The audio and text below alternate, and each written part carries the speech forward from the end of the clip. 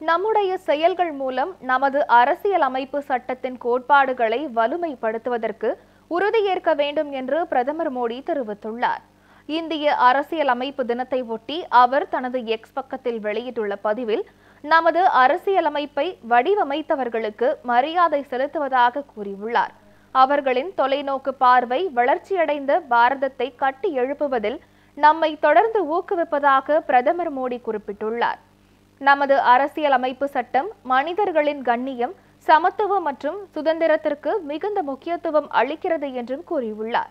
அரசியலமைப்பு சட்டம் நமக்கு உரிமைகளை வழங்கும் அதே வேளையில் குடிமக்களாகிய நமது கடமைகளையும் நினைவூட்டுவதாக தெரிவித்துள்ள அவர், அந்த கடமைகள் ஒரு வலுவான ஜனநாயகத்தின் அடித்தளம் என்று தெரிவித்துள்ளார்.